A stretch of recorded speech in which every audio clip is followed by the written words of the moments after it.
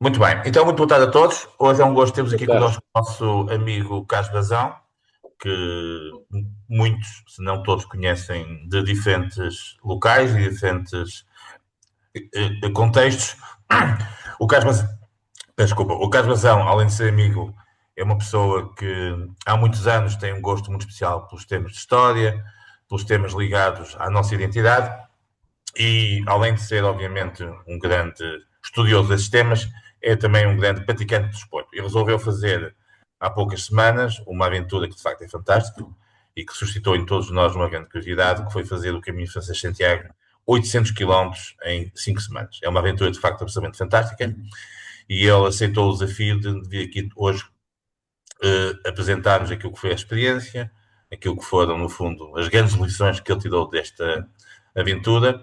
Como é habitual, vamos ter dois momentos. Portanto, o Carlos tem uma apresentação que eu, por acaso, já vi e que depois será partilhada com a apresentação dele e que está muito interessante e que vai ser, portanto, a base da intervenção dele. E depois temos aqui uma discussão entre todos, como é habitual. Eu só dar uma nota que a nossa próxima semana de discussion vai ser na próxima segunda-feira. Vai ser sobre um tema totalmente diferente, que é o tema do Smart Robot, que aliás o Carlos também conhece, dos tempos em que esteve ligado à parte mais digital e das tecnologias, e teremos dois oradores conhecidos, mas nessa altura falaremos sobre isso. Pronto, eu passo imediato a palavra ao Carlos, agradecendo a sua amável disponibilidade para estar connosco. Agradecia, como é habitual, que tivessem os alto-falantes ligados e depois da intervenção do Carlos passaremos aqui à discussão. Carlos, palavra é tua e muito obrigado, está bem? Sim, senhor. Primeiro de tudo agradecer, obviamente, ao Jaime Quezado, primeiro por fazer parte deste fantástico grupo de Sharing Knowledge e depois pela oportunidade, obviamente, de partilhar aquilo que para mim foi uma, e enfim, vai ser o tema desta apresentação, aquilo que para mim foi uma experiência absolutamente única, transformadora e marcante na minha vida. E que culminou com aquilo que está aí, com o que está, com aquela fotografia à direita no dia 26 de maio, portanto, faz amanhã um mês, com a minha chegada a Santiago ao fim de 35 dias de 35, 36 dias de périplo. Já agora aproveito para dizer que todas as fotografias que vou aqui partilhar são da minha autoria, são do próprio caminho, e obviamente que não partilho nenhuma fotografia que estejam terceiras pessoas, obviamente uma questão de respeito, porque também tão pouco estive a tirar as pessoas para partilhar. Mas esse é um tema que já vamos cobrir daqui a pouco. Uh, tá, um, Ora bem, talvez começar talvez uma pequena introdução. O que é os Caminhos de Santiago, para os poucos que não souberem, então isto é a definição do Wikipedia, são as rotas dos peregrinos que afluem desde o século IX à Catedral de Santiago de Compostela para venerar as relíquias do apóstolo Santiago. Depois, obviamente, que há muitas discussões se o que lá está são os ossos, são de facto o corpo de Santiago ou não, mas acima de tudo o que vale é o simbolismo, é o simbolismo, é tudo o que isto implica e a fé que está em muitos dos peregrinos, apesar de que também quem me conhece sabe que não é a fé que move, mas sobretudo as experiências. Esta experiência fantástica. E isto é uma boa entrada enfim, no próximo ponto. Quais foram as minhas motivações? A primeira é fácil. Caminhar e viajar são minhas paixões. Enfim, antes eu corria há uns 5 ou 6 anos por motivos de saúde e passar apenas a caminhar. Viajar desde sempre. E, portanto, são as minhas paixões. A segunda é a influência de alguns amigos que o fazem regularmente. Portanto, fui ouvindo, até que um dia entrou a sério nas minhas intenções.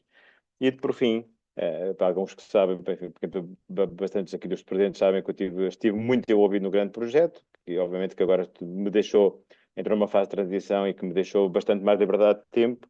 E, portanto, fui amadurecendo e fui chegando o momento.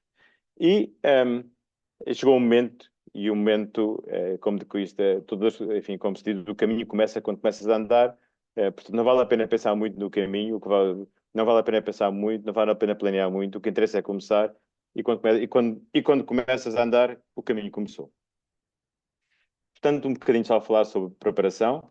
A decisão foi mais ou menos em maio, há cerca de um ano, mais em 2024. A partir daí comecei a ver dezenas de sites e vídeos para tentar perceber melhor o que é que ia. Comecei a preparar a extensa lista de equipamento. Há aqui sempre o tema do enfoque no peso. o peso é o grande ditador, e há aquela regra que é não, devemos tentar não ter na mochila mais que 10% do nosso peso, embora isso não seja fixa, mas é, é uma regra flexível. Também comecei a treinar, comecei a fazer 14 quilómetros de caminhada diária. Algures no fim do ano passado, decidi também para treinar, ter um treino a sério, fazer os primeiros 120 quilómetros do fantástico caminho português a partir de Lisboa, que sobretudo até ali até a Vila Franca de Xira é das coisas mais bonitas que Portugal tem ao longo do Tejo. E, já agora, também emagreci uns bons 6 ou 7 quilos nesta preparação. Eu quase tive vergonha por esta fotografia, mas aquela é a minha fotografia de há um ano, quando tomei a decisão, onde se pode ver que tinha uma barriguinha bastante maior do que aquela que vocês depois veem nas fotografias do Caminho de Santiago.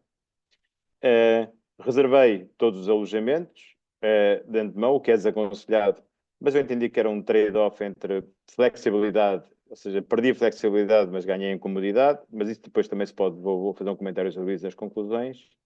E, já agora, apenas só um último ponto, o custo. O Caminho de Santiago, o que se gasta para fazer os Caminhos de Santiago depende muito. Pode-se fazer low cost, por exemplo, fazendo sempre em albergues, também tirando um ou dois itens de equipamento, não é preciso andar a comprar coisas de topo de gama, ou não é preciso andar a comprar coisas muito especiais, mas pode ser bastante barato. Obviamente também, se quisermos um pouco mais de comodidade, como foi o meu caso, que tentei sempre ficar em quartos privados, sai um bocadinho mais caro, mas nada, enfim, para os que quiserem, estimativas de custo também dou, mas nada, enfim, nada do outro mundo. Qualquer pequenas férias ao outro lado do mundo para ir para a praia fica mais barato, fica mais caro que os caminhos de Santiago. O que é que eu fiz? Fiz o caminho francês, que é o mais lendário e procurado, que são desde Saint-Jean-Pied-de-Port, na França, a Santiago de Compostela. São 780 quilómetros em mais ou menos definido tipicamente em 33 etapas, mas isso é flexível. Inclusive, há diversas definições destas 33 etapas, há variantes. E, acima de tudo, o que o marca é uma beleza marcante do caminho. Quase todo ele, cenicamente, é muito bonito. As suas cidades e as vilas ao longo são de uma beleza, a maior parte delas é enorme.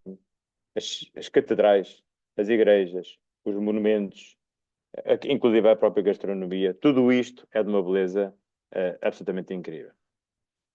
Tem excelentes infraestruturas, tanto restaurantes, cafés, albergues, hotéis, não falta ao longo do caminho, é um negócio, transformou-se também num negócio, há que dizer.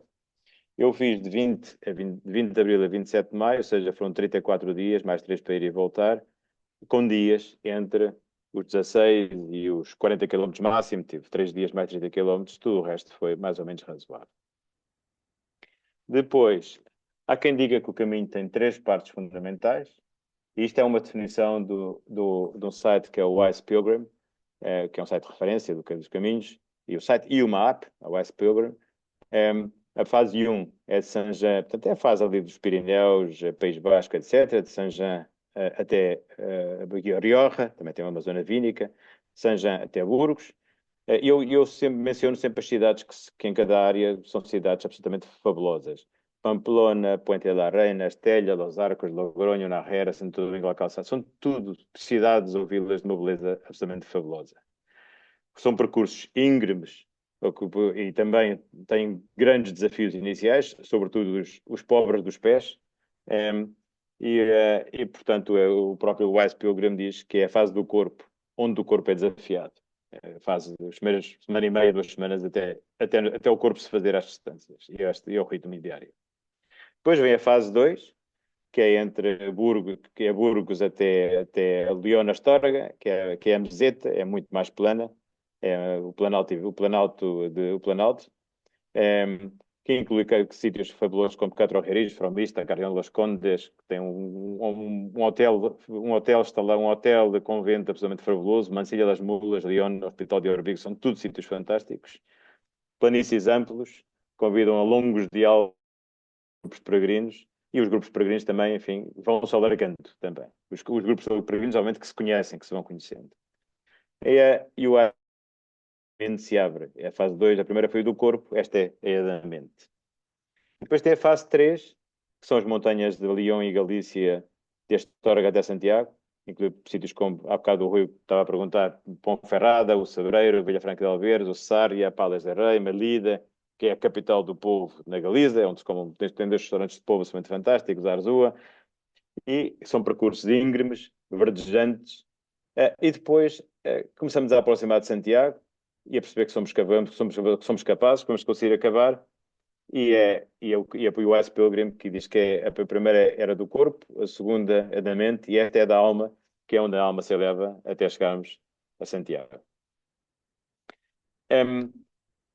Falar um bocadinho porque é que isto é tão marcante. Isso passa por falar da vivência diária do caminhante, do peregrino. Portanto, é uma vivência, obviamente, que nos tira de toda a rotina, é totalmente diferente. Tem uma tendência para acordar cedo e sair cedo, e quando digo sair cedo, eu tive saídas entre as 5 e as 7 e pouco da manhã, sair cedo, a encontrar um sítio para um pequeno almoço, depois ao longo da manhã vai-se parando, beber mais um ou dois café com leches, um, lá para uma e meia, refeição ligeira, se não se terminou já, terminar a etapa que tínhamos planeado. À tarde, tratar da roupa, ou ducha, enfim, as coisas. E depois há sempre maneira de... Juntamos-nos em grupo. As pessoas vão se conhecendo, vão criando grupo do WhatsApp. Vamos dizendo, estamos aqui, vamos acolá, aqui, o restaurante aqui, o melhor é aquele. Juntamos-nos em grupo e depois dá convívio, que é obviamente uma parte fundamental do caminho. E depois, lá para já agora tem uma coisa interessante, que é em todo o caminho, parece que é fora de Espanha, no sentido em que a partir das 7 horas da tarde já todo o caminho. É o passo que a maior parte de Espanha, como vocês sabem, é a partir das 9, 9 e meia. Aqui todo o caminho se pode entrar a partir das 7, acaba por seguir às 10, 10 e meia, 11 horas, cai-se na cama, é dormir redondamente e no dia seguinte repetir. Mas não é só esta rotina. Há mais uma série de regras. Tipicamente, quando se caminha ao longo do caminho, não se fala ao telemóvel. É um código não escrito. Nunca vi ninguém atender um telemóvel no caminho. Em 34 dias, não vi uma única pessoa atender o telemóvel. E eu próprio só atendi uma vez uma chamada, por motivos que eu não podia recusar. Mas é um código não escrito que é, mesmo nas paragens para os cafés, não há ninguém pega nos telemóveis. A marcha é feita a maior parte do tempo, vamos andando com pessoas que conhecemos e isso vai alternando, são longos períodos de conversa alternados com períodos de silêncio e introspecção, espécie de introspeção, e quando a pessoa apetece estar em silêncio, ninguém interrompe. E, obviamente, o outro ganho é a forma física.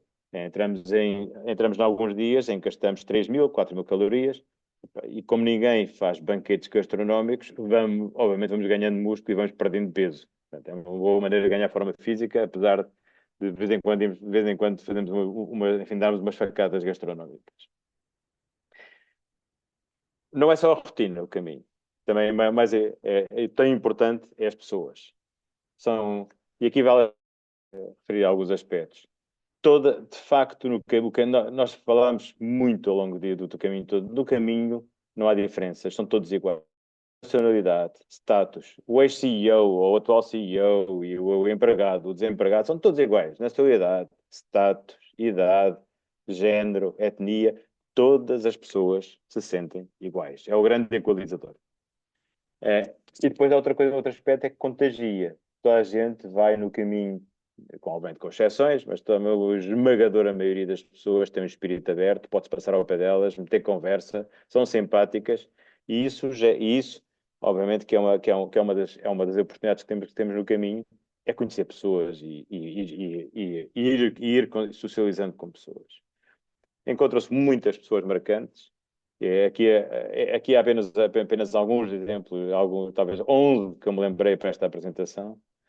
Muitas pessoas em fase de mudança na vida, por exemplo, a Malu, que está ali embaixo, era uma comandante de 27 anos de aviação civil, vinha de 7 ou 8 anos na Qatar Airways, fartou-se da vida de piloto, desempregou-se, foi fazer o caminho, a seguir vai fazer umas formações e depois pensou o que é quer fazer da vida. Por exemplo, o Colin, que eu chamo ali, é o sem-abrigo, encontrei dois ou três destes, eu chamo de sem-abrigo, mas é a brincar, porque são pessoas que simplesmente chegaram a uma fase na vida tão sozinhos, têm capacidade financeira, vendem tudo, até venderam a casa, o que têm, e vivem a caminhar pelo mundo. E por acaso até encontrei no caminho. Portanto, encontrei também sem-abrigos que só têm um barco, entre aspas, claro, e pessoas, que, obviamente, como podem imaginar, incrivelmente interessantes. Com dois destes, inclusive o Colin já esteve aqui em Portugal aqui há 3 ou 4 dias, e com dois destes, por exemplo, já combinamos em fazer o caminho português no próximo ano. E depois o caminho também tem uma defesa grande, que encontrar-se gente muito simpática, mas por acaso, se não simpatizas com alguém, ou queres mais tempo sozinho, é simples.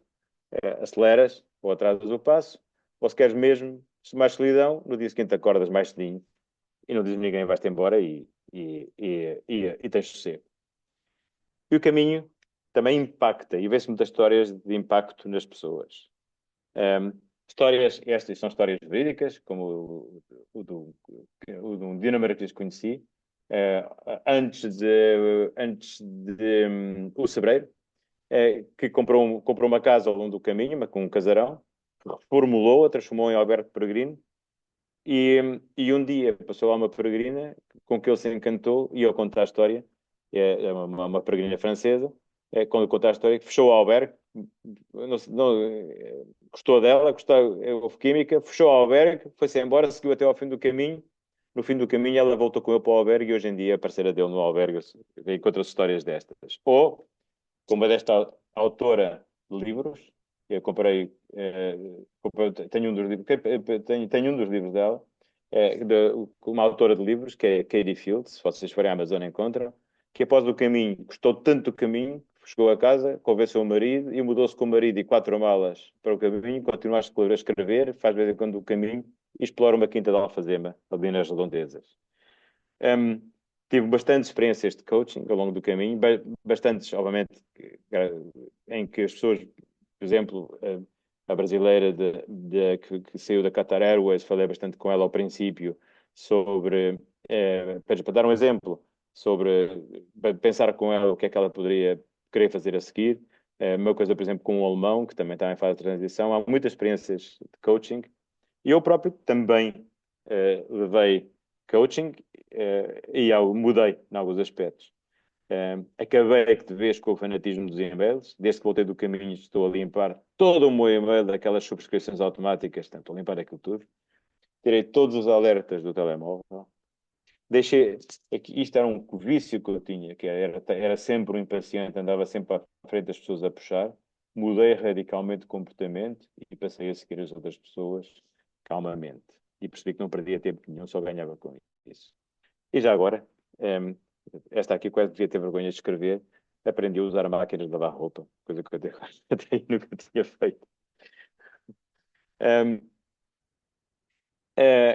E eu queria apenas terminar. O Jaime disse-me que era meia hora, portanto acho que vou conseguir manter-me dentro do prazo.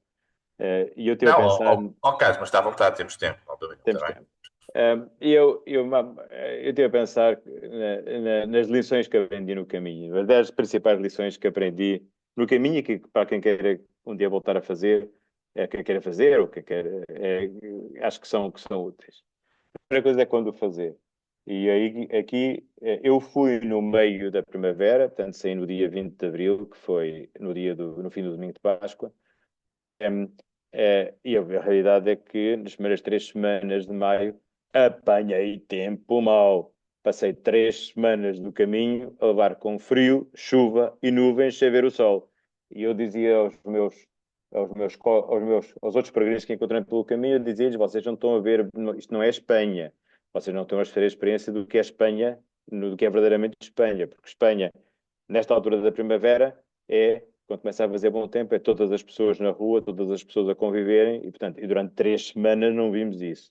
Portanto, o grande conselho que eu dou é também quando, por exemplo, agora se sair agora, já se vai apanhar muito calor.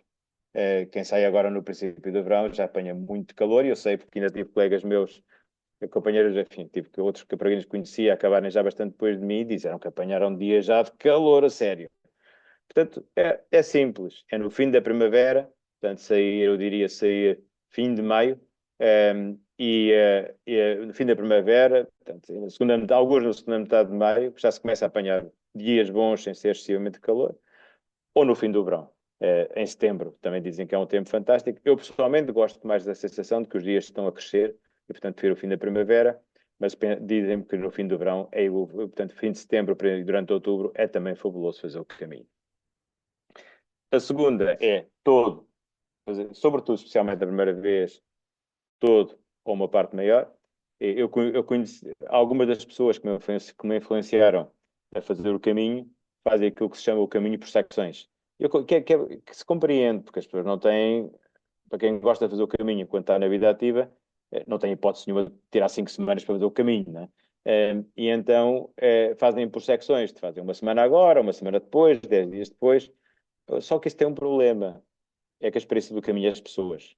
E as pessoas começam-se no princípio, conhecem-se muitas pessoas, e depois vamos passando por diversas ondas de pessoas que conhecemos, porque algumas começam, a gente gosta imenso delas, acabam em Logronho, acabam em Pamplona, depois em Logronho, Pamplona, conhecemos outras, e até a Burgos, e de Burgos até ali.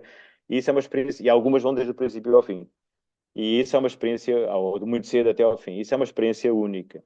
Portanto, o conselho sempre que dou é, havendo possibilidade, especialmente na primeira vez, fazer todo, ou pelo menos uma parte maior. Mas eu diria mesmo todo.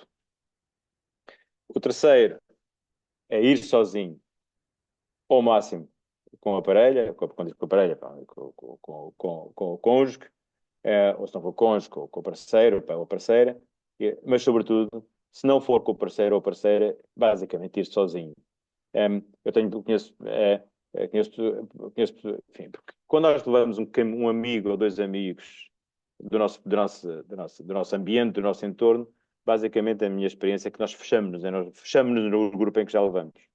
E mais uma vez, o mais importante do caminho são sempre as pessoas, e o que nos abrimos com as pessoas e as comunidades que vamos conhecendo e as amizades que vamos travando e portanto, o caminho é uma experiência diferente. Se nós vamos com dois ou três amigos portugueses, aqueles que já conhecemos, pá, basicamente vamos ao longo do tempo todo, vamos nos fechando dentro do grupo que já conhecemos e não vamos acrescentando, eh, não vamos ganhando tanto como se fizéssemos a experiência de irmos sozinhos e expormos-nos e abrimos-nos. 4. É planear. Portanto, como sabem, eu planeei tudo, planeei equipamento, planeei os dias, tinha uma folha de cálculo com os dias, com os alojamentos, todos reservados, até que cheguei à última semana e como ia com um conjunto de pessoas que gostava e achei que estava a forçar demasiado a nota, simplesmente deitei o planeamento fora, refiz o planeamento inclusive, tentei sempre ter quartos privados, até que o grupo com que estava, na penúltima noite, obrigou-me, diz, vai, não, desculpa lá, vais ter que ficar uma noite no dormitório, e lá fui para um dormitório e não morri por causa disso. Isto é quase uma vergonha de dizer, porque há muita gente que faz o caminho todo em albergues, em dormitórios, ninguém morre por causa disso. E, portanto, eu acho que o espírito que se deve levar é planear tanto quanto possível, mas perante as circunstâncias, se não está a apetecer, simplesmente aceitar deitar fora todo o planeamento e que se lixe e refazemos tudo, se justifica e se gostarmos. O quinto é equipamento. O aconselho é estudar e investir. Pelo menos no primeiro caminho, há algum investimento feito a fazer equipamento. Especialmente há 2 ou 3 itens críticos, que é o calçado. Não esqueçamos que andamos 800 km em cima dos pés. É quase a maioria das pessoas vai sofrer de bolhas nos primeiros 10 dias, 12 dias. A maior parte das sofre de bolhas. Portanto, quanto melhor for o calçado, e já agora os piugos, quanto melhor o conhecermos, quanto mais o tivermos testado, quanto mais o tivermos experimentado, quanto mais o tivermos usado um bocadinho antes de ir, mais nos precavemos. E também a mochila, porque a mochila, por muito que seja, por muito pouco peso que levemos, vamos andar com 7, 8, 9 quilos às costas durante 800 km, e portanto convém que seja uma mochila de algumas marcas, daquelas 3, 4 marcas típicas que se vê em todos os 90% dos caminhantes têm mochilas de 3, 4 marcas, que são de facto mochilas já de uma tecnologia que permitem pôr, por exemplo, quase todo o peso nas ancas, e não nos ombros, o que poupa a coluna e obviamente permite que cheguemos ao fim do caminho sem problemas de saúde. Obviamente sempre atenção à ditadura do peso. Nos primeiros, apesar de eu ter muita atenção a esta regra, Claro que nas primeiras 3 ou 4 noites deixei lá coisas. Percebi que não ia fazer falta e que eram só acrescentavam ao peso. Portanto, pensar de facto também olhar para o tema do equipamento.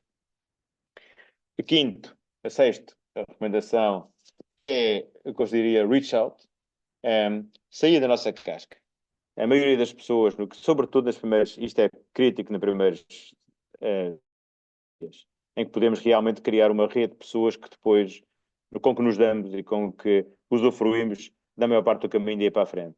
A maioria das pessoas, quando começam o caminho, sejam elas, na fase inicial do caminho, havia para aí mais de 20% de coreanos. Já agora não apanhei um único português em 34 dias. Nenhum. Um, havia mais de 20% de coreanos, muitos americanos, canadianos, australianos, alemães, holandeses, franceses. Encontrei um francês incrivelmente interessante. Encontra-se tudo. E todos eles estão dispostos a abrir-se. Portanto, é muito fácil ao longo do caminho. A típica questão primeira que se põe é where do you come from? De onde é que vens? Um, e a partir daí, de onde é que vens, de cidade é que vens, de onde é que ele faz a mesma pergunta, começa-nos a falar o que é que fazias antes, até onde é que vais,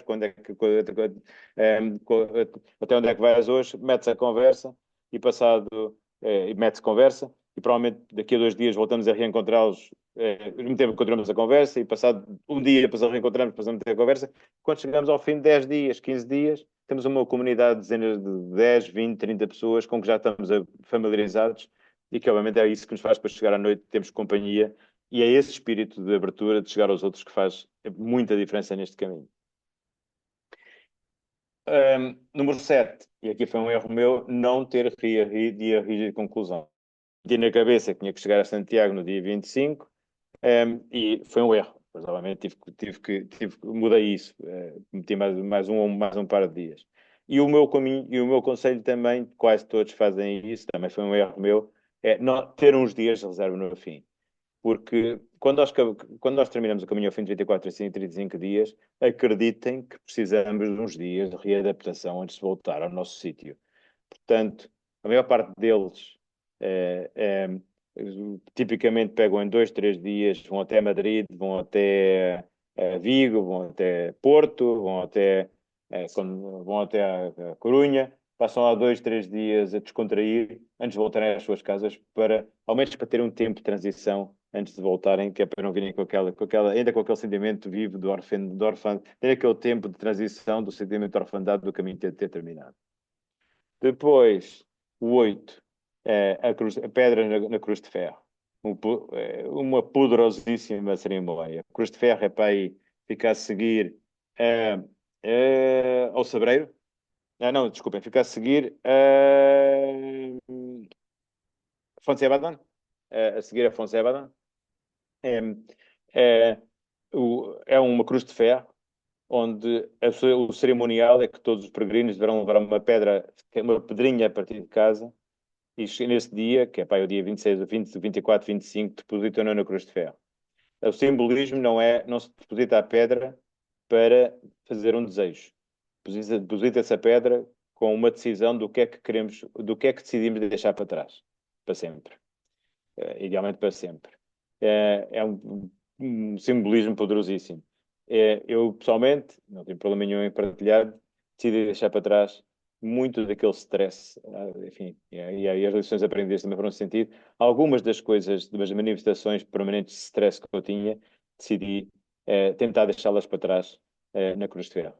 E acho que até agora, mais ou menos, tenho conseguido honrar esse meu desejo na Cruz de Ferro. Mas realmente muito interessante. A pedra na Cruz de Ferro não é um desejo, é uma decisão sobre o que é que naquele sítio decidimos deixar para trás. O número 9, o caminho também é cruel. É muito cruel mesmo. Porque nós, ao longo do caminho, por tudo o que eu já contei, ganhamos enorme empatia com pessoas. Muitas delas, um americano que conheci, eu disse, eu podia ser meu irmão. Encontrei-o nos Pirineus, estive com ele 3 dias. Ele fez um dia de descanso em Pamplona. Como eu não fiz dia de descanso, nunca mais o vi. Continuamos a trocar mensagens. Ainda hoje trocamos mensagens. Só estive com ele 3 dias. Podia ser meu irmão. É um americano que era um antigo executivo da Lockheed Martin e da Raytheon, da indústria de armamento. já com 74 anos, que estava a fazer o caminho no seu timing e acabou já a meio de junho. E a realidade é que ganhamos empatia com pessoas dessas, que sentimos que podiam ser nossos amigos para a vida, e que a lógica nunca mais o vamos encontrar, infelizmente. Podemos trocar mensagens com eles durante uns tempos, mas a realidade é que no dia seguinte, quando voltarmos, estaremos separados por milhares e milhares de quilómetros e não mais o reencontrar. Então, isso é um sentimento, também um sentimento permanente que se deixa, que também é cruel, relativamente às pessoas que vamos encontrando e que gostamos. E por fim, o 10, se gostas, e a maior parte das pessoas que o fazem gostam, tens depois aquilo que eu já referi, que é o desafio de readaptação à vida normal. Durante 34 dias estiveste uma vida totalmente descontraída, com o ritmo de ver coisas bonitas, de falar de novas pessoas, socializar. A palavra correta até nem é um certo desgosto. A palavra eu não quis escrever aqui porque é mais forte, que é uma certa orfandade, no fim, por ter acabado. Sentimos um bocadinho órfãos de ter acabado. Portanto, obviamente que isso gera um chamamento para repetir, se quiserem, um vício para repetir. E eu encontrei pessoas que tinham feito o caminho 7 vezes, estava a fazer a 6ª vez. Encontrei pessoas que mudaram a sua vida pessoal para continuar a fazer o caminho. Dizem-me que há pessoas que fazem mais de 20 vezes o caminho. Encontrei uma família, encontrei um grupo de pessoas que estava a cumprir, uma família que estava a cumprir o desejo da matriarca que tinha morrido há um ano e tal antes, e essa matriarca tinha feito o caminho 7 vezes, e como o último desejo, o último desejo é que a família fizesse um caminho todos juntos por ela. E eles estavam a fazer um caminho todos juntos por ela. Portanto, cria um vício, mas é um vício fisicamente e mentalmente saudável, porque à parte, às vezes, enfim, no convívio, abusa-se um bocadinho, há uma certa vez é para abusar um bocadinho da boa vida, às vezes gastronomia, outras vezes também um bocadinho de álcool, mas é essencialmente um vício fisicamente e mentalmente saudável, ou a bater 2 a 3 quilos, e ao mesmo tempo ganha bastante mais musculação. E pronto, e basicamente estas 10 lições que eu queria partilhar, só para concluir, acho que depois de tudo o que eu disse é irrefutável que é uma experiência profundamente marcante e transformadora, que obviamente quero repetir, e que cabe muito bem. Todas as frases que eu tenho aí são de fotografias que eu fiz ao longo do caminho, inclusive esta, que é um barco que está mais seguro no Porto, mas não foi por isso que os barcos foram construídos. Por acaso é uma frase de um livro que é o Diário de um Mago, do Paulo Coelho, sabendo nós que o Paulo Coelho, com este livro, é o grande responsável pelo lançamento dos Caminhos de Santiago, porque o fez nos anos 80, durante 6 meses, quando eu tinha 40 e poucos anos, fez durante 80, os 6 meses o Caminho de Santiago, escreveu o livro que é o Diário de um Mago, que é o grande relançador dos caminhos. E com Muito isto, bem, apenas Carlos. agradecer o vosso tempo e, obviamente, Pronto, qualquer não, vamos agora, como é muito habitual, prazer. nós temos aqui pessoas que conhecem meio o tema e não deixarão de fazer perguntas e comentários. Eu era capaz de passar agora ao José Alves, que é um ilustre também amante destes caminhos de Santiago, já fez inúmeras vezes e agora está precisamente a fazer os caminhos de Santiago. E portanto Boa. ele vai nos falar de alguns na Galiza, penso eu, não é, José Alves? Sim, sim. Estou neste momento em Caldas de Rei.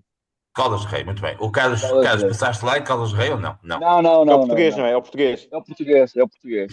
É o português. Então, Zé Alves, Uh, um breve comentário. O Zé Alves já esteve aqui connosco quando foi aquela apresentação do João Coleto, mas um pequeno comentário e algumas questões que queria colocar ao Carlos para depois uh, iniciarmos aqui a discussão. em primeiro, agradecer ao Jaime por esta oportunidade e muito grato pelo Carlos ter tido esta convivência connosco do caminho.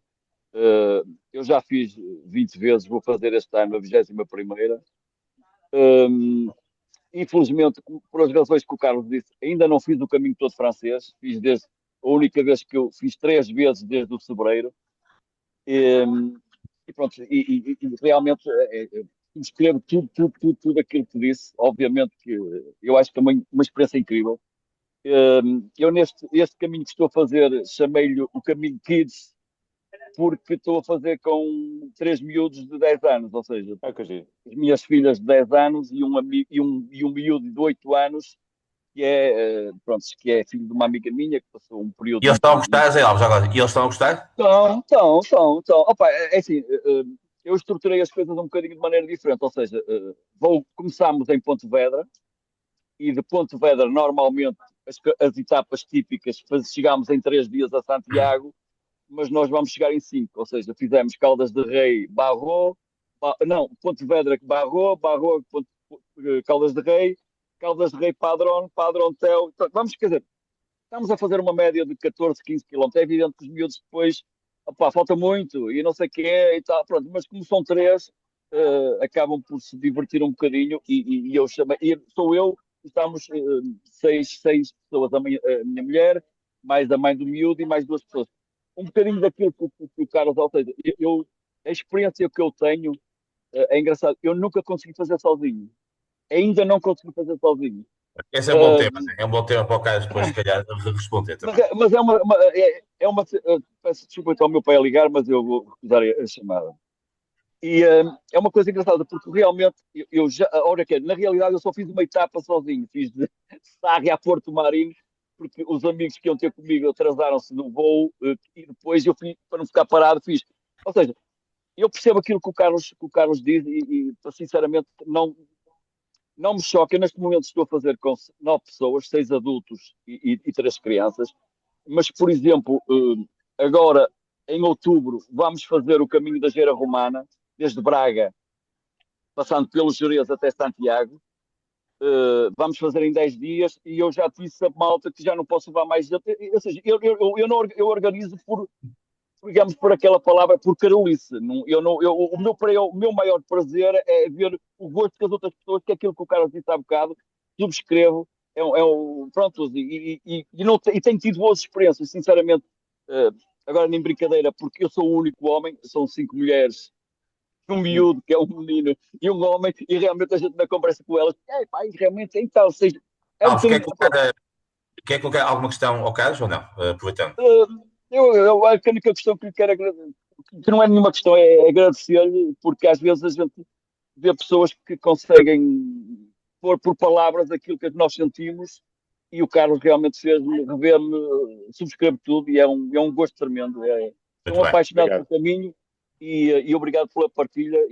Ó Carlos, nós vamos juntar grupos de Obrigado. 3 comentários, questões, está bem? Para ser mais. Obrigado. Pronto, temos aqui outra pessoa que eu sei que já fez várias vezes o Caminho de Santiago, o português, penso eu, não sei se já fez o francês, que é o Manuel Rui Gomes, que é um amigo também do Porto. Manuel Rui, queres colocar alguma questão ao Carlos? Manuel Rui, nós não estamos a ouvir. Eu sei que estás aqui, que eu estou a ouvir aqui o teu nome agora.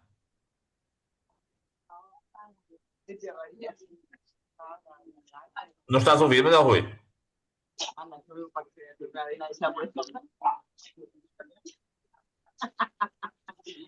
Muito bem. Nós temos aqui o João Oliveira, que é um ilustre homem da comunicação social que vive em Aveiro e que o Carlos também conhece de outras andanças. Carlos, João, alguma questão ao Carlos? Algum comentário? Viva. Sim, um comentário e uma pequena questão. O comentário é uma das grandes lições que o Carlos disse e que eu sei que é normal pessoas ligadas a uma atividade profissional como a que o Carlos teve, que é do planear tudo e depois ter a possibilidade e a vontade de rasgar esse planeamento. Acho que é o principal conselho que o Carlos dá e que eu espero que todos os que possam fazer o caminho de Santiago sigam. Porque faz muito bem planear, até para o corpo se adaptar, mas depois o convívio, como o Carlos disse, convívio com as pessoas, a opção de. Porque muitas vezes o que acontece, e já aconteceu com colegas do Carlos, vou marcar tudo, tenho hotéis ou tenho albergues privados para tudo.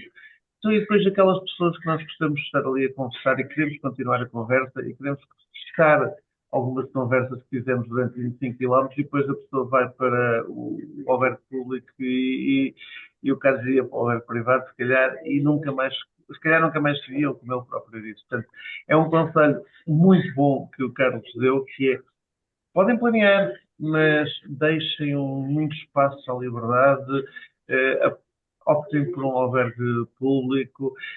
É como disse, não há nada, não cai as paredes na lama, o ambiente fica igual e ainda se usufrui um bocadinho mais do caminho. Isto era o meu comentário em relação à pergunta. Carlos, primeiro, além disso, fizeste aquilo que eu ainda estou a ver se consigo fazer, que era já os 35, 40 dias, no meu caso físico, mais 40 dias para fazer o caminho todo, mas vou-te lançar a pergunta. Qual foi aquele teu momento no caminho, aquele momento mais difícil que passaste desde a partida? Muito bem. E pronto, e para terminar esta primeira ronda, nós temos aqui o Zé Paulo Queiroz, que é uma pessoa que conhece bem o Alto Minho, aliás, tem funções e responsabilidades agora no Alto Minho. Zé Paulo, quer colocar alguma questão ou algum comentário ao nosso amigo Caspazão? Eu sei que está em viagem, não sei se está a ouvir bem.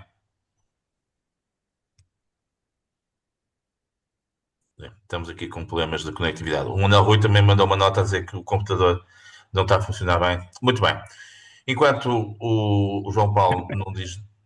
Eu posso intervir, eu não tenho nenhuma. Pode. Sim, mas como é uma pessoa muito ligada ao Alto Minho e conhece bem a Galiza, se calhar, se quiser dizer alguma coisa, é sempre o gosto, Paulo.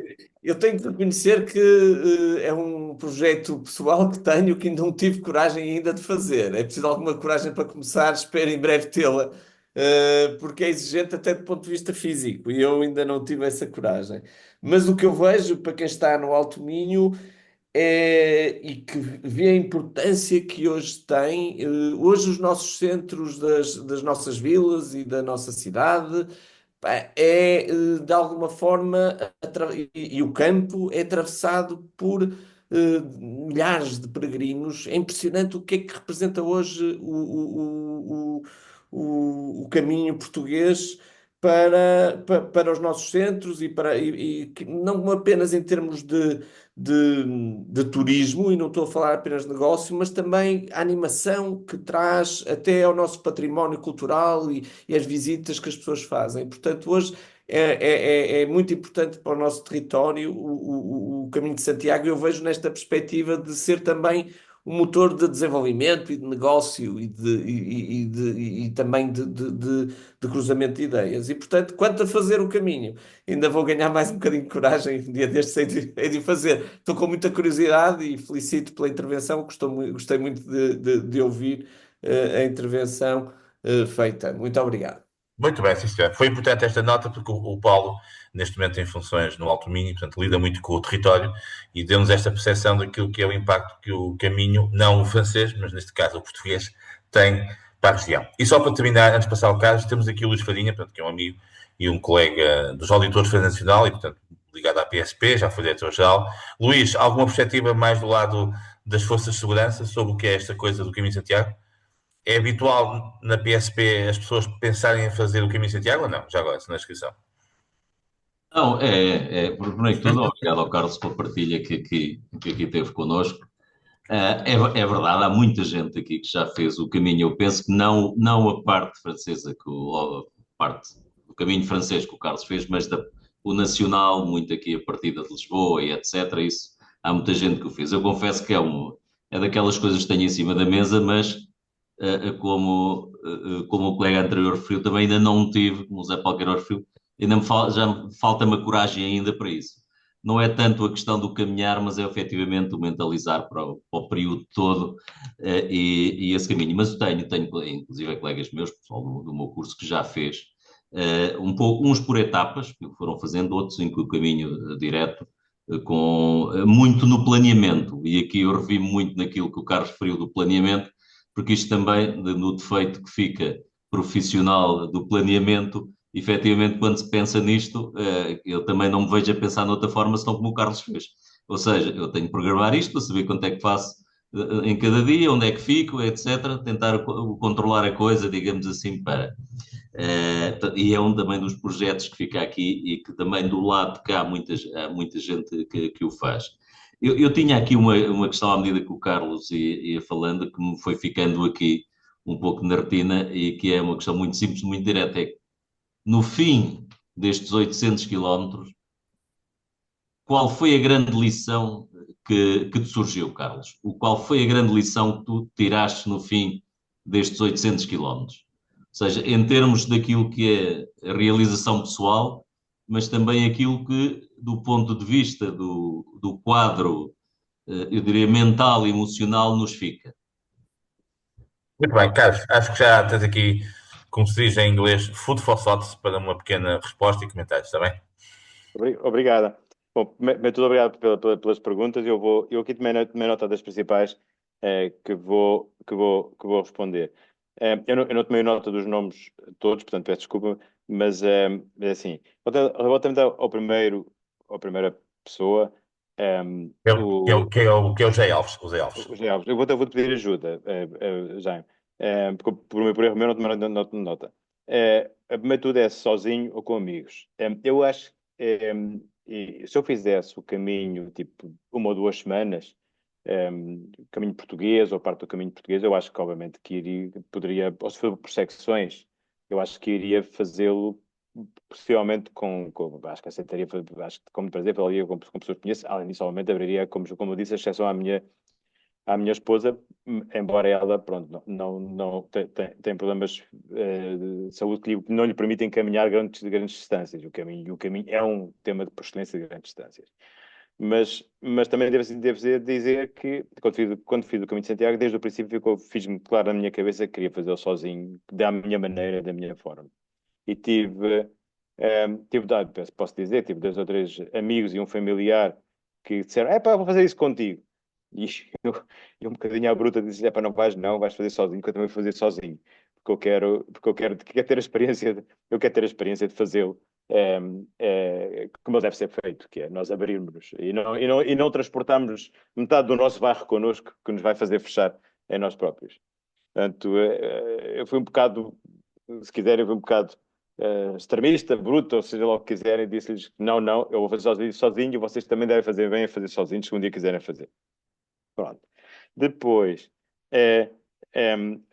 obviamente que a parte do planeamento, eu acho que fui excessivamente planeado. Acho que da próxima vez vou planear menos. E, sobretudo, obviamente vou ser ainda mais flexível a mudanças. Qual foi o dia mais difícil que eu tive? Eu acho que tive 2.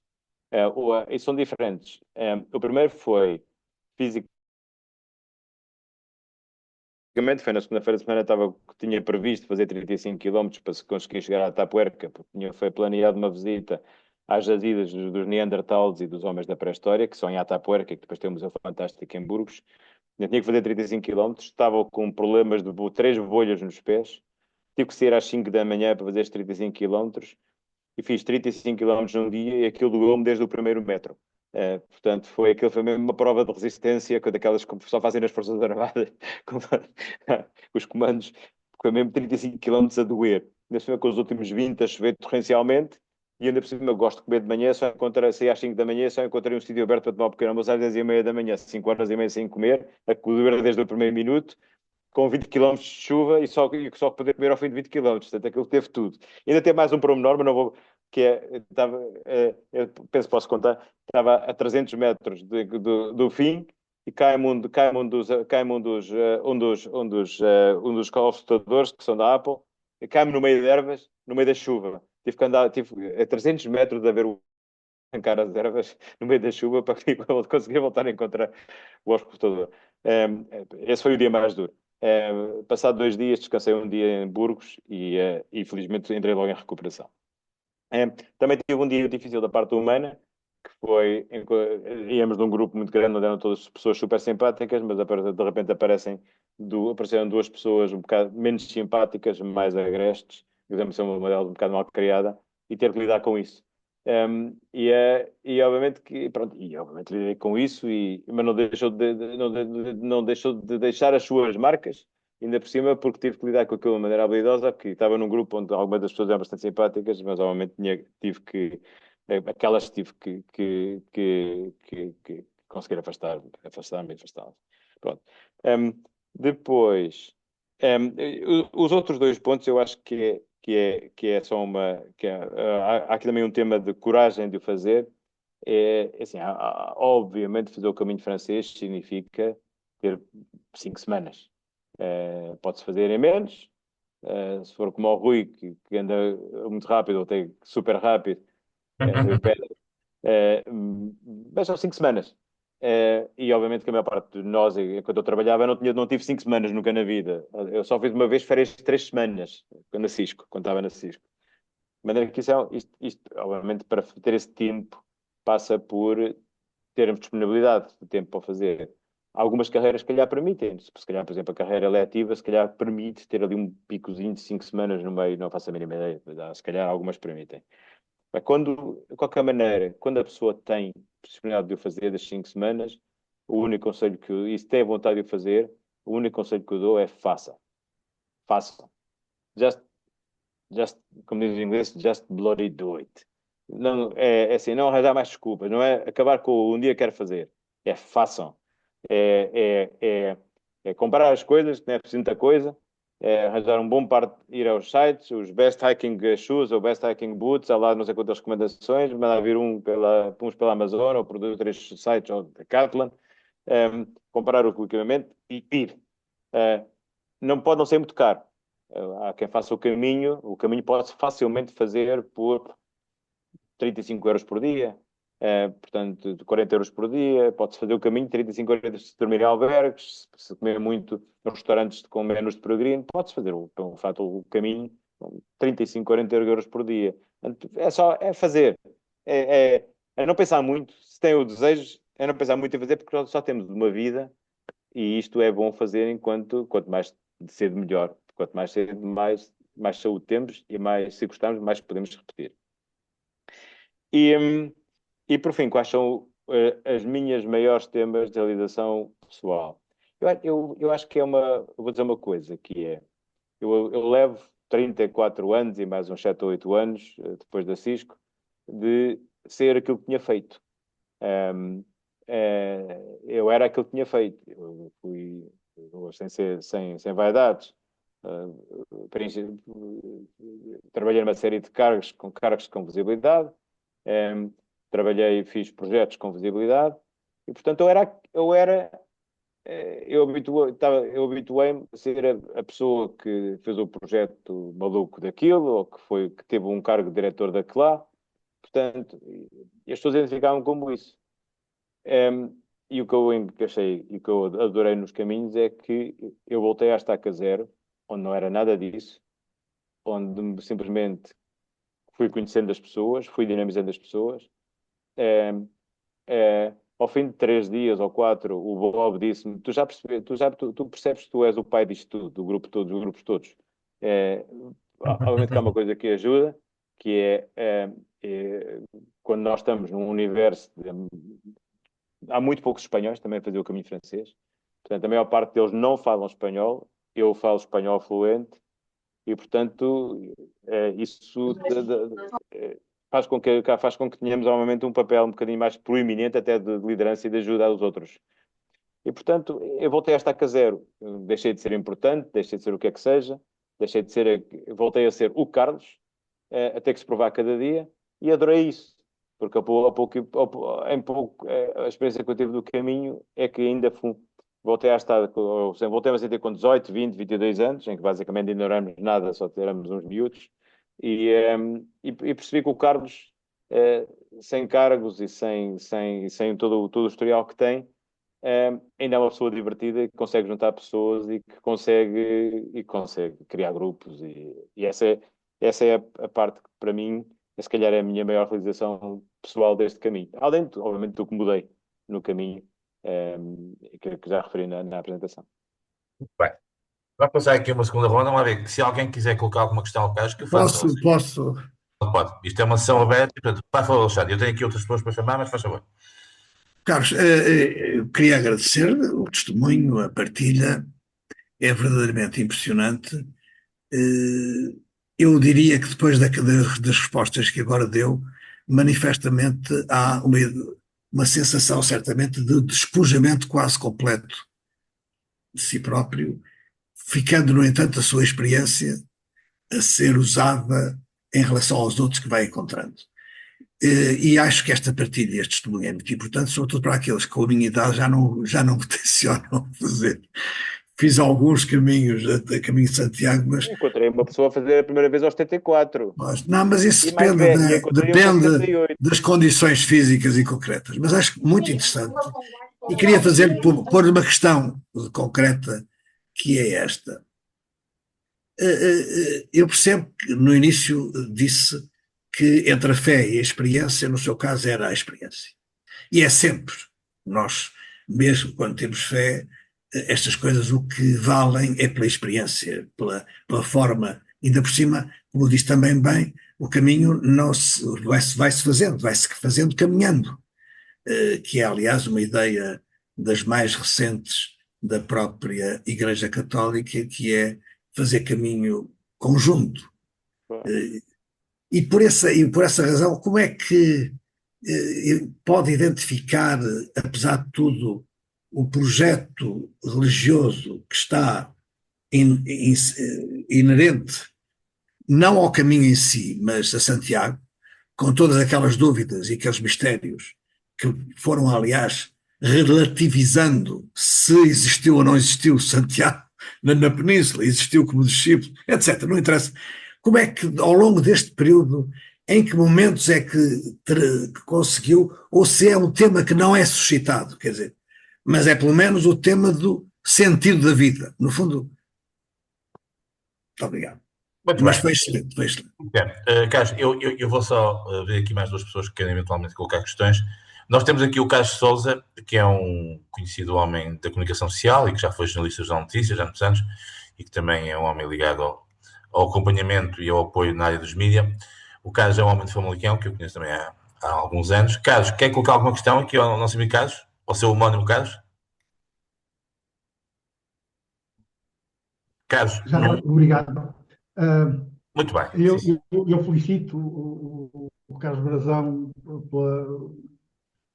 pela empreitada, pela coragem e pela determinação, e queria-lhe colocar uma questão muito singela, que é o que fica depois, isto é, para além da experiência pessoal, o que fica para o resto da caminhada, porque é um marco.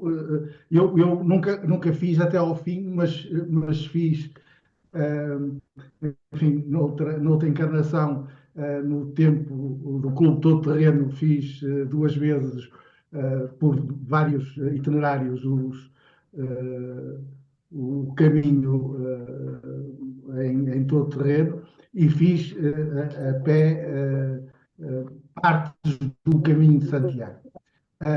E tive sempre experiências diferentes que para a vida me serviram de ensinamento.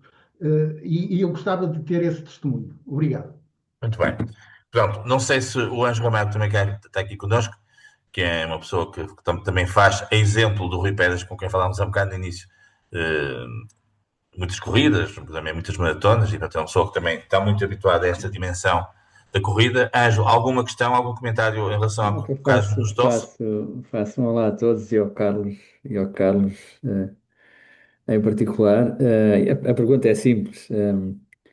De alguma forma já foste dando respostas, mas o que é que foi a tua motivação mais forte? O teste físico, a componente emocional que está muito associada ao teste físico, ou o lado espiritual, independentemente da religiosidade que cada um tem? Tu tens a tua, a dimensão que tens, o lado espiritual.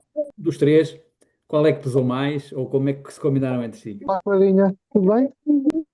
Muito bem. Não sei se, portanto, nós no tempo já são 7h05, mas o Carlos, vou tentar juntar aqui mais uma ou duas questões e já tentamos terminar.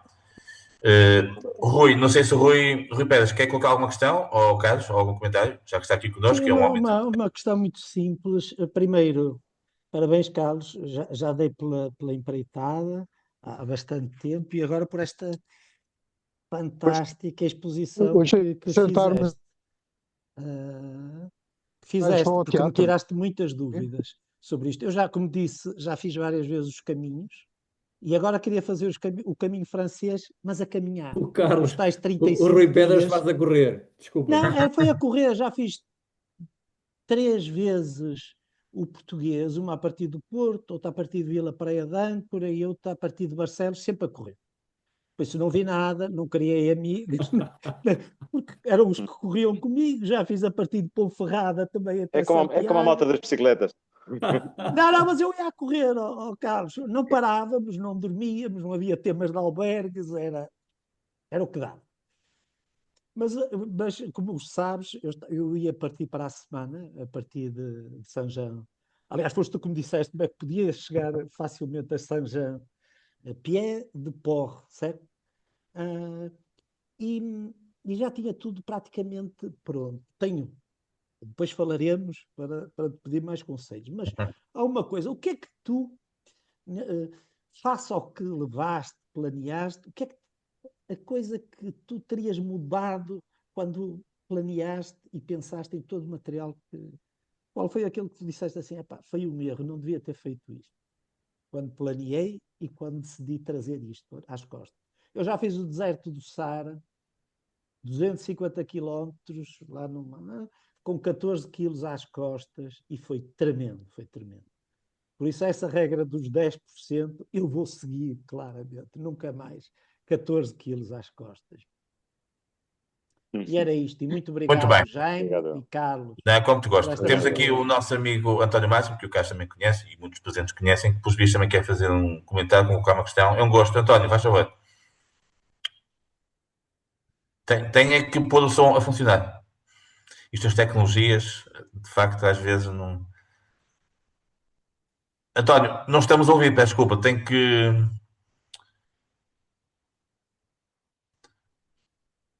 que pôr o som a funcionar, exatamente, porque senão não ouvimos, né? Muito bem, já está. Muito bem, António, pode então fazer. Mas já tirou outra vez, espera aí. Tem que voltar a desligar. Tem que voltar a desligar, tem que pôr o som a funcionar, senão não ouvimos. Não está assim. Agora. Já Agora está. sim. Agora suponho que Sim, está. António. Ok. Epá, tenho a impressão que já responderam a tudo o que eu tinha aqui para perguntar, porque eu estive a ver em termos de motivação o que é que me poderia motivar, eu que não sou um caminhante, para fazer uma empreitada dessas. E quer dizer também que gostei imenso da intervenção do Carlos, e então listei aqui seis motivações possíveis: fé, religião, busca de interior, desafio físico, de exercício, contacto com a natureza, turismo cultural, aventura. Dentro destas coisas, dentro destes 6 pontos, Carlos, qual foi aquele que mais te levou a fazer uma empreitada desta dimensão, 800 quilómetros, 5 semanas, a pé? É, exatamente.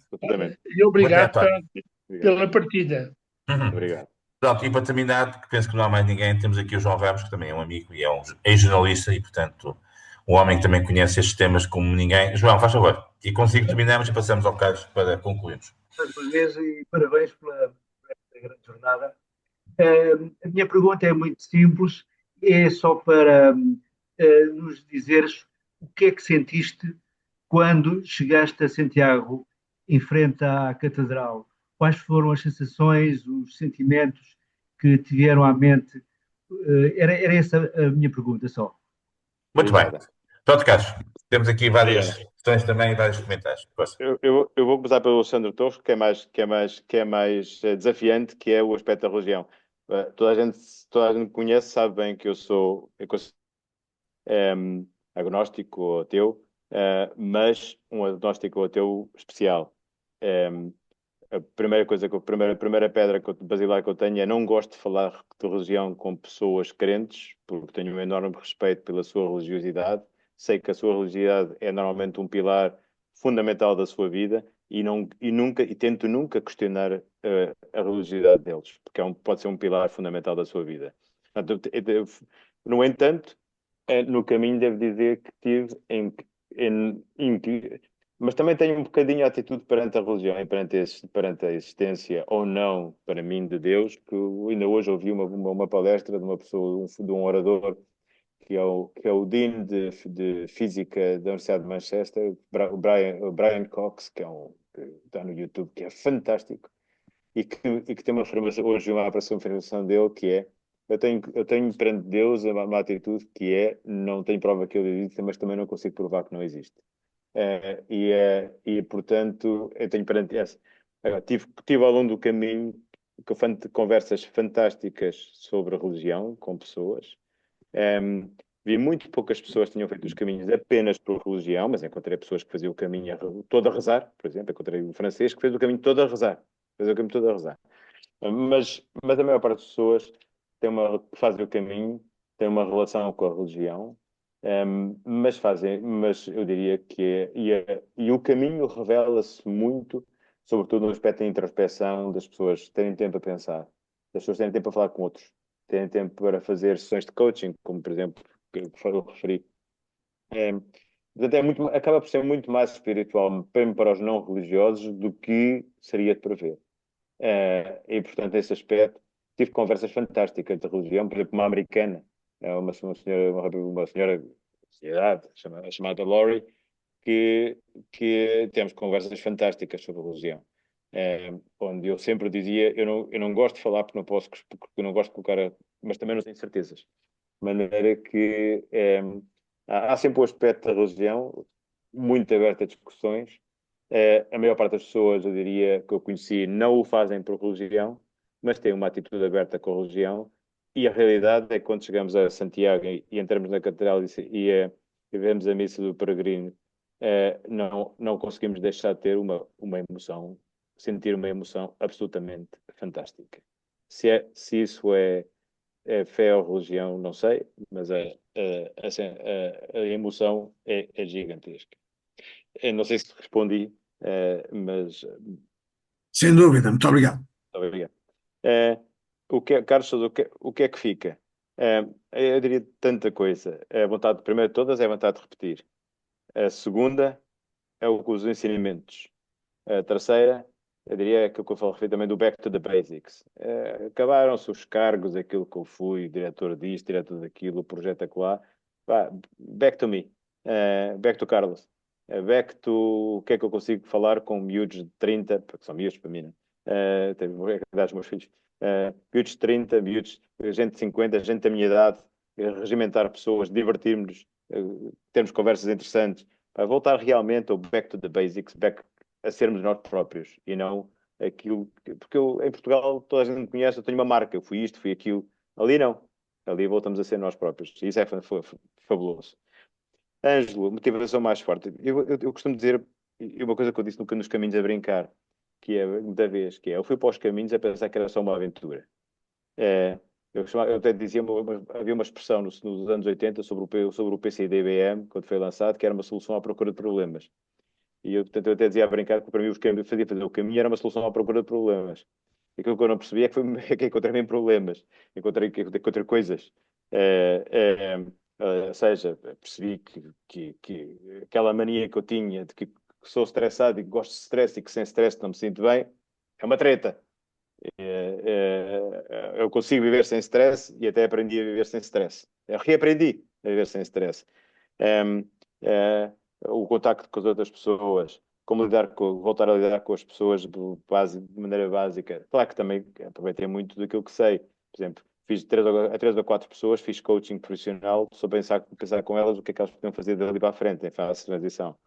Portanto, mas, sobretudo, eu tinha a mania que a maior motivação que eu tinha era a aventura. Eu dizia, eu vou fazer aquilo porque é uma coisa diferente, nunca fiz. Já fiz maratonas, já fiz isto, já fiz aquilo, vou fazer o caminho. Eu pensei, e depois dizia, não tenho nenhum problema para endereçar. Só que os encontrei para endereçar no caminho. E isso é talvez a maior motivação que eu encontrei, que a pessoa pode ter. Rui, felizmente, nenhuma grande área para correção. 2 ou 3 está só. Por exemplo, nos sapatos, ele vem as botas, e não vou dizer a marca porque acho que era chato, veio botas por causa da chuva, impermeáveis, no caminho percebi que todas as pessoas que sabem muito mais da caminhada do que eu usam botas, usam sapatos de outra marca hoje em dia, que eu tenho o maior prazer depois em partilhar.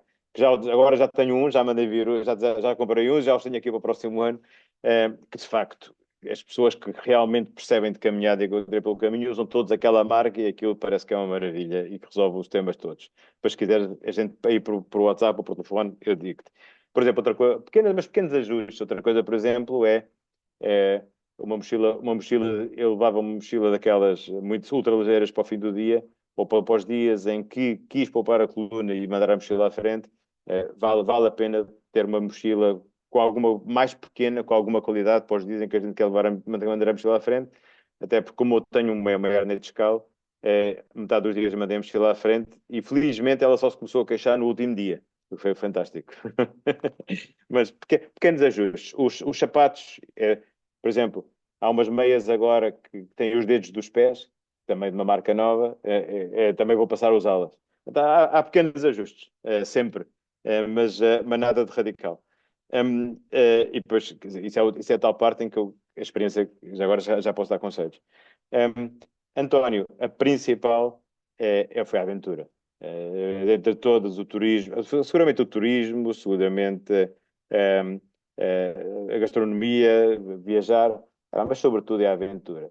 A gente, quando começa na Saint-Jean-Pied-de-Port, chega lá com uma mochila às costas e a dizer vou andar 34 dias a ser eu próprio, é uma aventura fantástica. É uma aventura fantástica. E, portanto, é aventura. Depois, a partir daí, é o que se ganha com ela. Portanto, a aventura é o principal motivador. E, por fim, para terminar, João, o que é que se sente quando se chega a Santiago? É muito simples. Entrei na praça do Obrador da Catedral de Santiago a chorar. E chorei. E chorei durante 10 minutos, um quarto de hora. E eu não sou, provavelmente um menino de cor, mas entrei na praça da Catedral de Santiago a chorar por tudo. Por ter conseguido, por ter acabado. É um roller coaster de emoções quando se chega. E é uma montanha russa de emoções quando se chega. E pronto. Mas é o que é. Muito bem, Carlos. Muito obrigado pela disponibilidade. Também muito obrigado a todos que estiveram presentes. Salve de palmas.